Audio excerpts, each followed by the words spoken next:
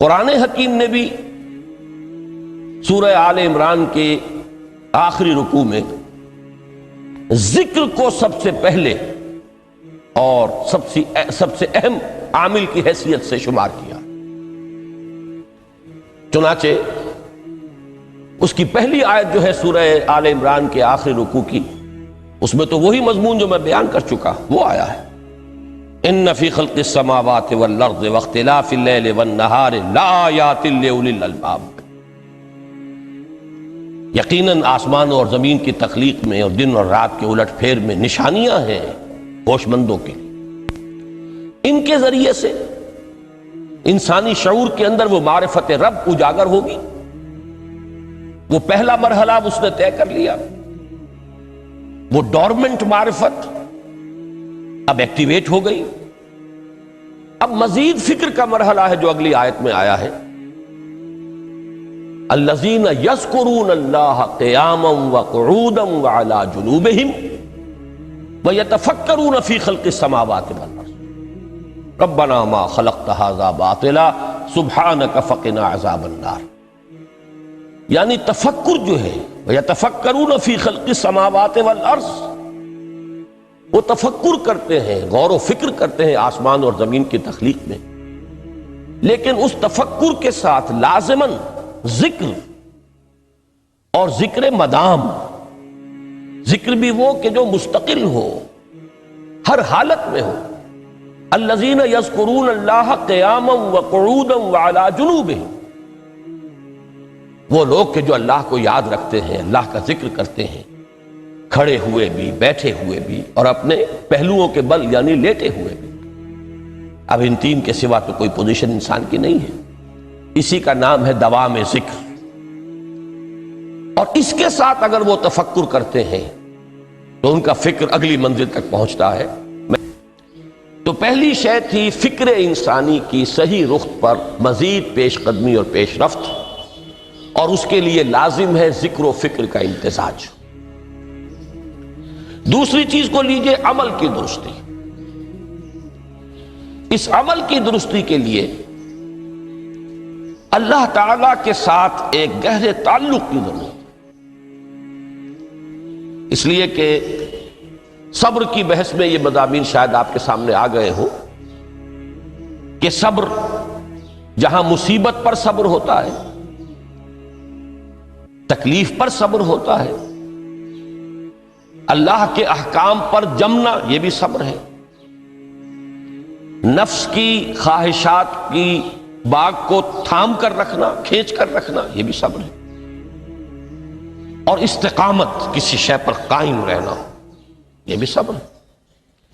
تو عمل صحیح پر استقامت کے لیے وَاصْبِرْ وَمَا صَبْرُكَ إِلَّا بِاللَّهِ، اس صبر کی سب سے اہم جو بنیاد ہے، اس کا جو سب سے بڑا ذریعہ ہے، اس کا جو سب سے بڑا سہارا ہے، وَمَا صَبْرُكَ إِلَّا بِاللَّهِ، اس کے لیے ضرورت ہے ایک گہرے تعلق کی کہ اللہ کے ساتھ ایک ایسا تعلق برقرار رہے جو نہ صرف گہرا ہو بلکہ دائم و قائم، مسلسل۔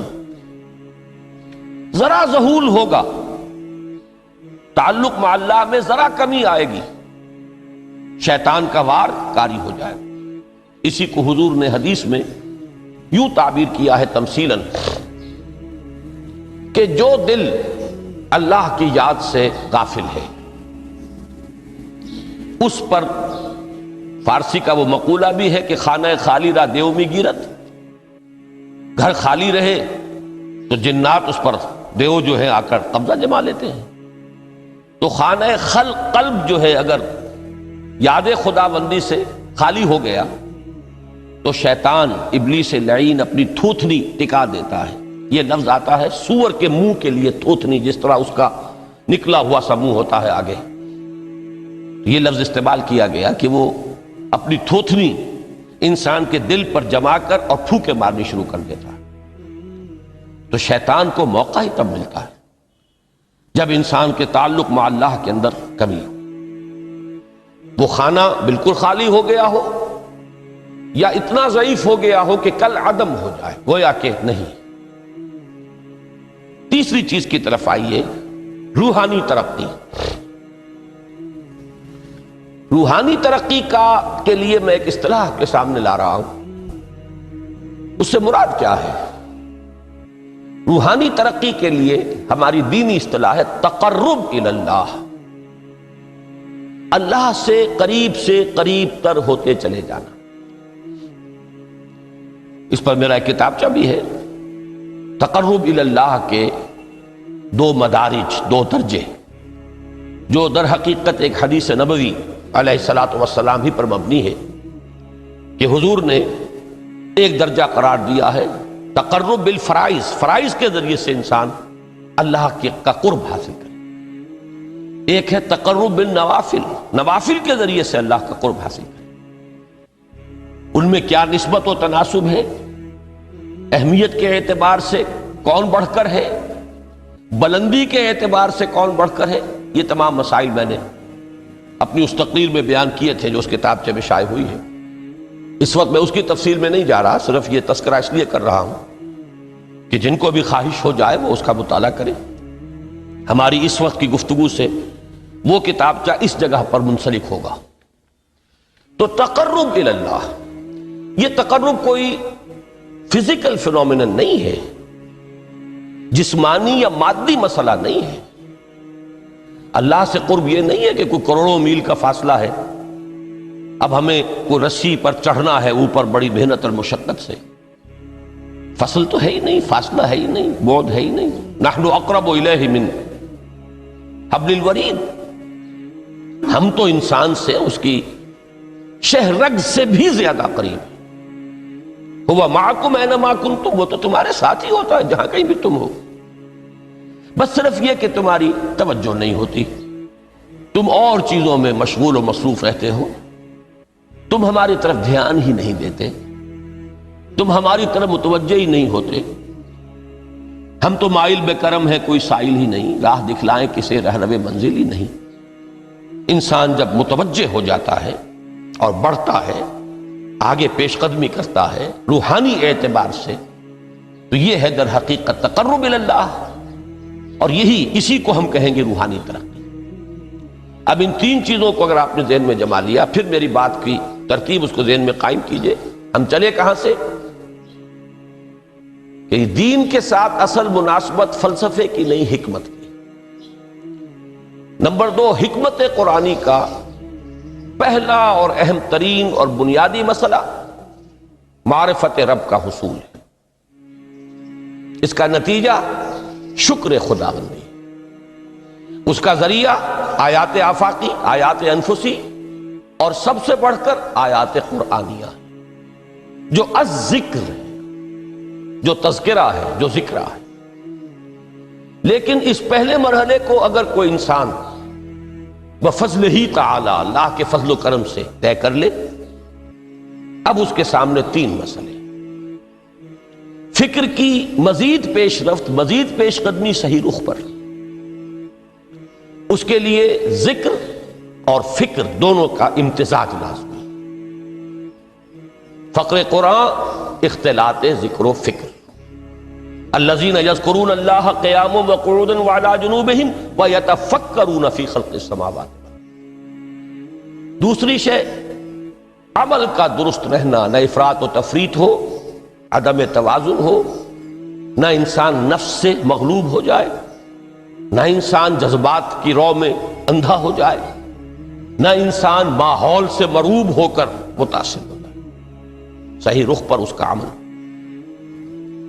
نمبر 3، روحانی ترقی، جو اصل حاصل ہے، جو اصل مقصود ہے۔ نمبر 2 چیز کے لیے تعلق مع اللہ ضروری، نمبر 3 کے لیے تقرب الی اللہ۔ اب غور کیجئے، ان تینوں چیزوں کا بڑا گہرا تعلق ہے نماز کے ساتھ۔ ان تینوں کے لیے ستون کی حیثیت نماز کو ہے، لہذا ایمان کے بعد یا معرفت رب کے بعد حکمت دین کا اہم ترین مسئلہ نماز، صلاۃ۔ اس لیے کہ ایک طرف یہ انسان کو اللہ کے ساتھ ایک گہرے تعلق کا ذریعہ فراہم کرتی ہے، اپنے تمام مصروفیات میں سے ان مشغولیتوں میں جن میں گم ہونے کا خدشہ ہوتا ہے، نکلو۔ 24 گھنٹے کے معمولات میں سے کم 5 مرتبہ تو لازماً نکلو، اور اپنے آپ کو ذرا، اپنے حواس کو بھی، اپنی باطنی کیفیات کو بھی ذرا تازہ کرو۔ اگر کوئی گندگی، نجاست، کسی طرح کی ناپاکی کا کوئی معاملہ ہے، طہارت حاصل کرو۔ طہارت سے تمہارے اندر روح کو بھی بالیدگی ہوگی، تمہارے حواس بھی تازہ ہوں گے، تم گویا کہ بحیثیت کل تمہاری ہستی چاق و چوبند ہو جائے گی۔ وہ کسل، وہ سستیاں، وہ جو ایک کثافتیں ہوتی ہیں، ان سب سے نجات حاصل کرو، اور آپ اپنے رب کے حضور میں کھڑے ہو جاؤ، اس کے ساتھ اپنا عہد بھی تازہ کرو، اس کی اہم صفات کو بھی اپنے ذہن میں پھر مستحضر کرو۔ یہی وجہ ہے، دیکھیے میں نے جو آیات آپ کو شروع میں سنائی تھی، سورہ لقمان کی 2 آیتیں، پہلی آیت میں اس کا ترجمہ کر چکا، دوسری آیت وَلَقَدْ وَإِذْ قَالَ لُقْمَانُ لِابْنِهِ وَهُوَ يَعِظُهُ يَا بُنَيَّ لَا تُشْرِكْ بِاللَّهِ إِنَّ الشِّرْكَ لَظُلْمٌ عَظِيمٌ۔ اس کے بعد درمیان میں کچھ مضمون آ کر پھر وہ آیہ مبارکہ آئی، یا بنی اقیم الصلاۃ وامر بالمعروف وانہی عن المنکر واصبر علی ما اصابک۔ گویا کہ اہم ترین چیز، بنیادی ترین چیز، اللہ کو محض پہچان لینا کافی نہیں ہے، یاد رکھنا ضروری ہے۔ اللہ یاد رہے گا تو فکر صحیح آگے بڑھے گا، اللہ یاد رہے گا اور اس کے ساتھ ایک گہرا تعلق جو ہے برقرار رہے گا تو عمل درست رہے گا۔ بالکل یہی بات سورہ طٰہٰ میں جو پہلی وحی حضرت موسیٰ علیہ السلام پر ہوئی، اور پہلا مخاطبہ ہے، چونکہ حضرت موسیٰ کو یہ انبیاء کرام کے مقدس گروہ میں ایک امتیازی حیثیت حاصل ہے کہ ان سے براہ راست گفتگو ہوئی ہے، اگرچہ صرف ایک پردہ تھا، اوٹ من ورائے حجاب گفتگو ہوئی ہے، لیکن یہ کہ کوئی فرشتے کا درمیانی جو ہے وہ لنک نہیں تھا، براہ راست اللہ تعالیٰ نے حضرت موسیٰ علیہ السلام سے کلام فرمایا۔ کلم اللہ موسیٰ تکلیما، موسیٰ سے تو اللہ نے کلام فرمایا جیسے کہ کلام کیا جاتا ہے۔ تو پہلا مخاطبہ ہے، یہ پہلا مکالمہ ہے، پہلی وحی کہیے، اسی میں یہ الفاظ بھی موجود ہیں، اننی انا اللہ لا الہ الا انا فاعبدنی واقم الصلاۃ لذکری۔ یہ گویا کہ حکمت قرآنی کا ایک بہت بڑا خزانہ ہے یہ آیت مبارکہ، کہ خود حضرت موسیٰ علیہ السلام کو جو ہدایت دی جا رہی ہے، میں ہوں، میں اللہ، اننی انا اللہ لا الہ الا انا، میرے سوا کوئی معبود نہیں، فاعبدنی، بس میری بندگی، میری عبادت، میری پرستش، میری محبت، اس کو اختیار کرو۔ وَأَقِمِ الصَّلَاةَ لِذِكْرِي، اور نماز کو قائم رکھو میری یاد کے۔ بلکہ اسی سلسلہ کلام میں آگے چل کر سورہ طٰہٰ میں آتا ہے، کافی گفت و شنید کے بعد جب حضرت موسیٰ نے کچھ معذرت بھی کی، کچھ دعائیں بھی کی، اللہ نے ایک دعا قبول بھی کی کہ ان کے بھائی کو بھی شریک کر دیا، حضرت ہارون کو بھی۔ اس کے بعد پھر جب فرمایا کہ اب جاؤ فرعون کی طرف، تو اس میں فرمایا وَلَا تَنِيَا فِي ذِكْرِي، اور دیکھنا یہ جو عظیم مشن تمہارے کندھے پر آ گیا ہے، بڑا بھاری اور کٹھن ایک فرض ہے جو تم پر عائد ہو گیا ہے، اس کے لیے سب سے بڑی تمہارے پاس جو قوت کا ذریعہ ہے وہ نماز ہے۔ اقیم فلا تنیا عن ذکری، میری یاد میں کبھی غفلت نہ کرنا، اس میں کبھی کوئی کمی نہ آنے دینا۔ جیسا کہ میں نے عرض کیا تھا کہ جیسے ہی وہ تعلق جو ہے کمزور پڑتا ہے یا منقطع ہو جائے معاذ اللہ، تو پھر انسان گویا کہ شیطان کے لیے ایک لقمہ تر بن جاتا ہے۔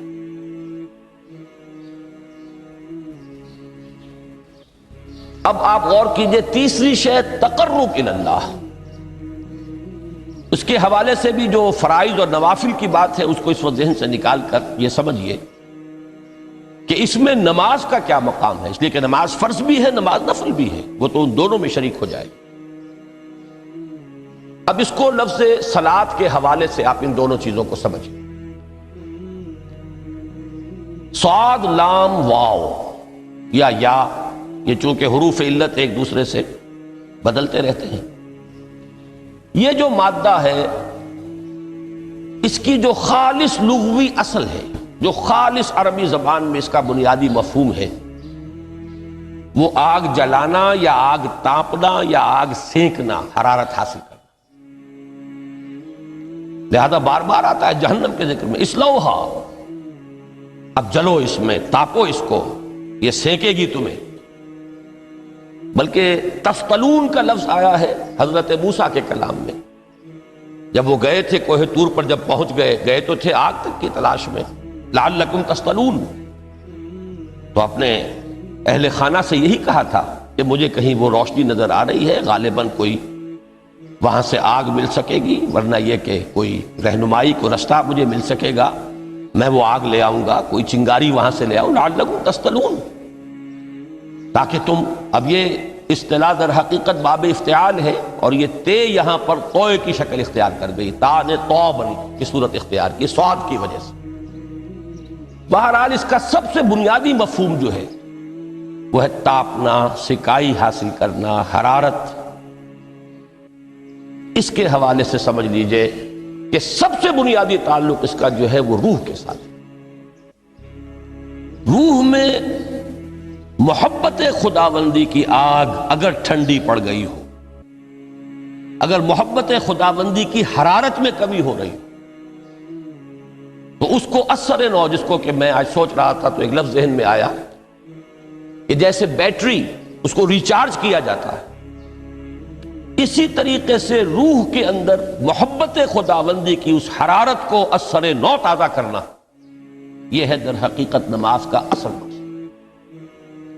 اس لیے کہ اس لفظ کا بنیادی مفہوم، اصل لغوی مفہوم تو یہ، اگرچہ اس کا سب سے زیادہ کثرت سے جو استعمال ہوتا ہے، اور لفظ صلاۃ جس سے در حقیقت جس تصور پر مبنی ہے وہ ہے اقدام، کسی کی طرف متوجہ ہونا اور پھر دعا۔ صلاۃ کا سب سے قریبی مفہوم لفظی جب بیان کیا جائے گا، اس سے مراد، اس کے معنی، تو دعا اس میں اہم ترین ہے۔ کسی کی طرف توجہ کرنا، مناجات کرنا، گفتگو کرنا، مخاطبہ، مکالمہ، دعا، یہ در حقیقت صلاۃ کا سب سے بڑا اصطلاحی مفہوم ہے۔ لیکن جو اس کا مادہ ہے، صاد لام واو یا صاد لام یا، اس کا اصل مفہوم جو ہے وہ تاپنا، حرارت حاصل کرنا۔ تو ان دونوں کے حوالے سے عرض کر رہا ہوں، وہ تاپنا اور حرارت حاصل کرنا وہ ہے روح کے اعتبار سے۔ وہ جو کہا اقبال نے کہ بجھی عشق کی آگ اندھیر ہے، مسلمان نہیں راہ کا ڈھیر۔ یہ عشق کی آگ جب بجھ جاتی ہے، در حقیقت یہی تو انسان کی روحانی موت ہے۔ جب یہ نہ رہے تو چاہے منطق میں بہت انسان ماہر ہو، مجھے اقبال کا ایک شعر یاد آیا، تقابل کرتے ہوئے ایک انسان محکوم اور ایک انسان حر، آزاد انسان، ان کی نفسیات میں جو بنیادی فرق علامہ اقبال نے مختلف مواقع پر بیان کیے ہیں۔ محکوم ہے بیگانہ اخلاص و مروت، ہر چند کے منطق کی دلیلوں میں ہے چالاک۔ تو منطق کی دلیلوں میں انسان چالاک ہو جائے اور وہ لغت ہائے حجازی کا وہ ایک خزانہ بن جائے، اسے تمام الفاظ کے معنی یاد ہو، وہ بڑے مسائل فقہ کے اسے ازبر ہو، جزیات، بے انتہا جزیات جو ہیں وہ مستحضر ہو، فلسفے کے بڑے بڑے مسئلے اس نے حل کر لیے ہوں، لیکن اگر روح میں وہ اللہ کی محبت کی آگ نہیں ہے، وہ تپش نہیں، مجھے عشق کی آگ اندھیر ہے، مسلمان نہیں راہ کا ڈھیر۔ اسی کے حوالے سے آج مجھے یاد آیا تھا کہ وہ جو بڑی سادہ سی ایک نظم ہے، اللہ تعالیٰ سے دعا، یا رب دل مسلم کو وہ زندہ تمنا دے، اس میں بھی جو الفاظ آئے ہیں جو روح کو گرما دے اور قلب کو تڑپا دے، یہ ہے اصل جو مقصود ہے نماز کا۔ اور یہی وہ چیز ہے جیسا کہ میں نے عرض کیا تھا کہ نگاہوں سے اوجھل، یہ پہلو سامنے ہے ہی نہیں، دوسرا پہلو سامنے ہے اور وہ بھی میرے نزدیک بہت اہم ہے، بہت بنیادی ہے، اس میں کوئی شک نہیں، لیکن یہ ہے بلند ترین منزل کہ تقرب الی اللہ، اس کے لیے در حقیقت یہ کس لیے درکار ہے؟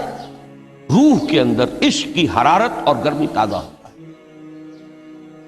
بسا اوقات یہ اندر دب جاتی ہے، جیسے انگارہ ہوتا ہے آگ کا، اس کے اوپر خاک اور راکھ آ جاتی ہے، اندر کچھ ہوتی ہے، آگ دبی ہوئی سمجھ، آگ بجھی ہوئی نہ جان، اس دبی ہوئی آگ کو پھر ایک شعلہ بنانا، پھر اس کے اندر ایک حیات تازہ پیدا کرنا، یہ ہے نماز کا اہم ترین اور بلند ترین مقصد۔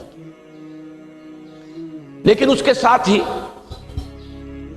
اس نماز میں ذکر ہونا، اس کا یہ ذکر ہے، اور ذکر کی جب میں فہرست بیان کیا کرتا ہوں بہت سے حضرات کے سامنے ہوگا کہ ذکر کا در حقیقت مفہوم ہے استحضار اللہ فی القلب۔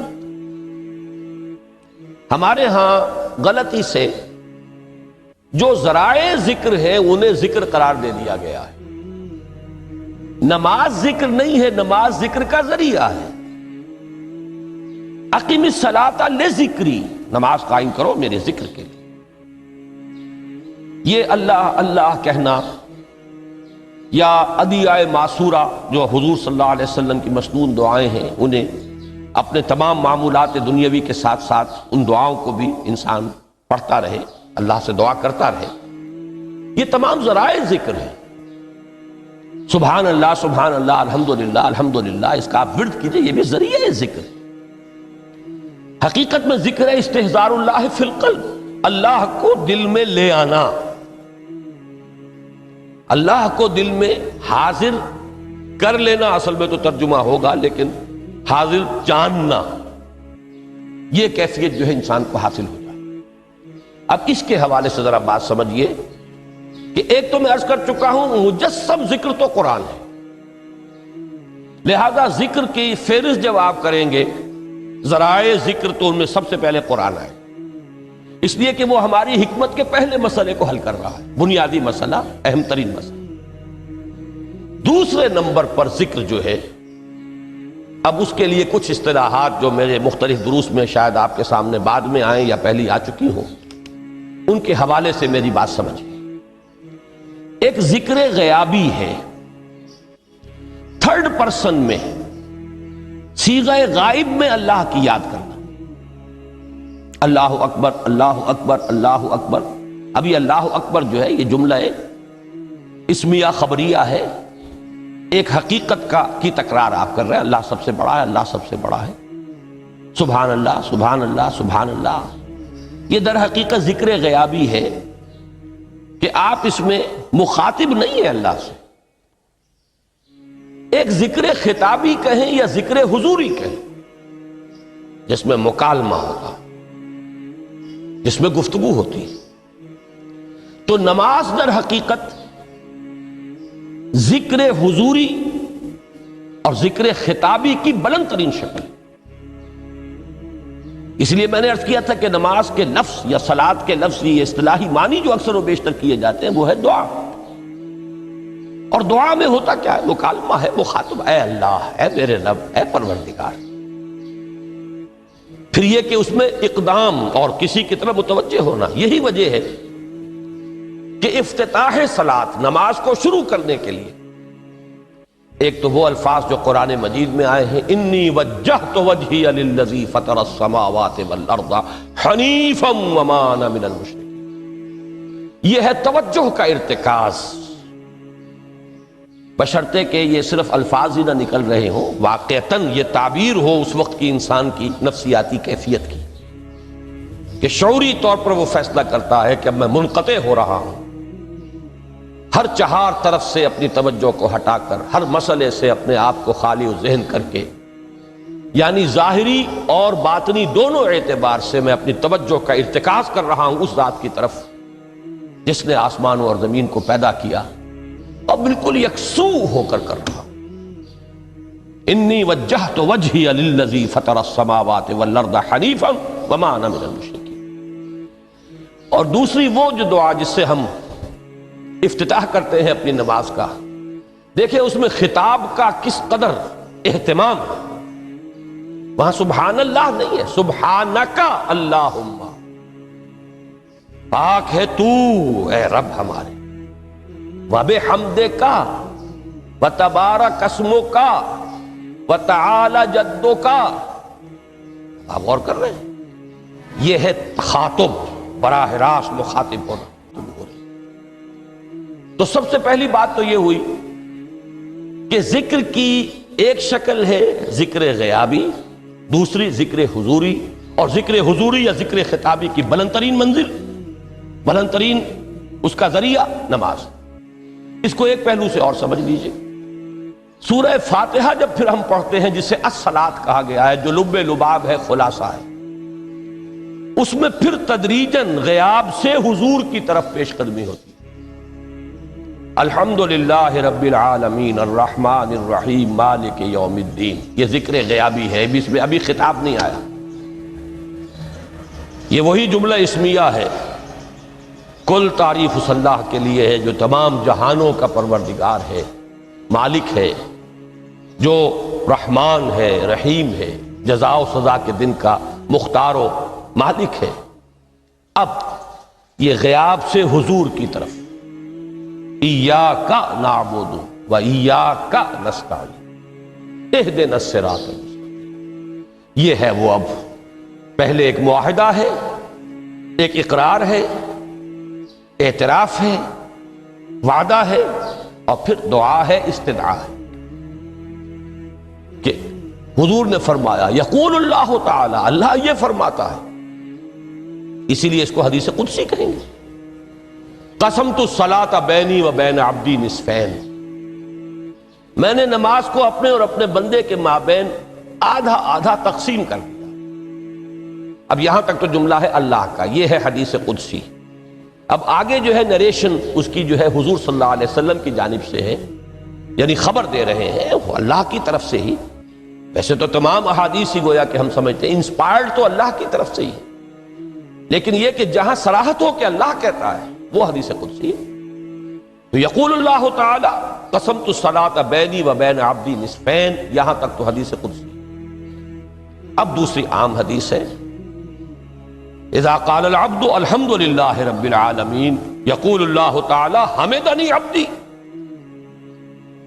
جب بندہ کہتا ہے الحمد للہ رب العالمین، پروردگار کہتا ہے میرے بندے نے میری حمد کی. جب بندہ کہتا ہے الرحمن الرحیم، پروردگار فرماتا ہے ثنا علی عبدی، میرے بندے نے میری ثنا کی، بڑی تعریف کی. جب بندہ کہتا ہے مالک یوم الدین، اللہ فرماتا ہے مجدنی عبدی، میرے بندے نے میری بڑی بزرگی بیان کی ہے، تمجید کی ہے. پھر جب بندہ کہتا ہے ایاک نعبد و ایاک نستعین، اللہ فرماتا ہے ھذا ما بینی و بین عبدی ولعبدی ما سأل، یہ ہے میرے اور میرے بندے کے درمیان. یہ تو معاہدہ ہے نا، معاہدے میں تو دو فریق جکڑے جاتے ہیں، بند جاتے ہیں. یہ میرے اور میرے بندے کے درمیان ہے، اور میرے بندے نے جو طلب کیا میں نے دیا، اس لیے کہ اس میں طلب بھی تو ہے، ایاک نستعین، تیری مدد چاہتے ہیں، یہ طلب ہے. اسی کی شرح ہے جو اب آخری 3 آیتیں ہیں.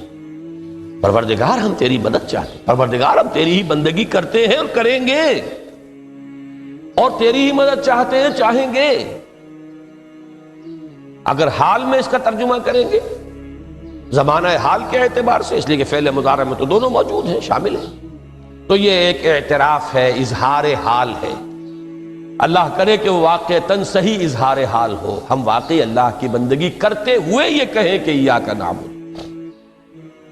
ورنہ اگر ہماری اصل صورتحال سے وہ مطابقت نہ رکھتا ہو تو پھر تو ایک طرح کا جھوٹ ہو جائے گا، غلط بیانی ہو جائے گی. ایاک نعبد، تیری ہی بندگی کرتے ہیں، اور مستقبل میں کیجئے، کریں گے، یہ ہے عہد، تیری ہی مدد چاہتے ہیں، تجھی سے مدد طلب کرتے ہیں، تجھی سے مدد چاہتے رہیں گے۔ اس کے لیے فرمایا وَلِعَبْدِ مَا سَأَلَ، اور پھر اس کے بعد وہ استدعا ہے اهدنا الصراط المستقیم صراط الذین انعمت علیہم غیر المغضوب علیہم ولا الضالین۔ اس حدیث میں اس کو ایک ہی جملے کو لیا گیا ہے، ایک ہی جملے کی حیثیت سے۔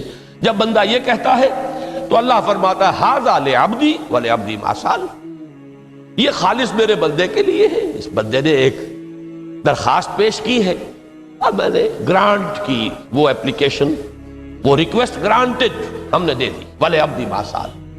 یہ ہے اس کی تاثیر کا عالم، بشرطے کے معاملہ وہ شعور کے ساتھ، بشرطے کے مطابقت ہو ظاہر اور باطن کی، بشرطے کے مطابقت ہو قول اور فعل کی، تو اس کا اتنا اونچا مقام ہے کہ ایک ایک جملہ ادھر ادا ہوا، ادھر اللہ کی طرف سے ریسپانس مل رہی ہے، افلاک سے آتا ہے نالوں کا جواب۔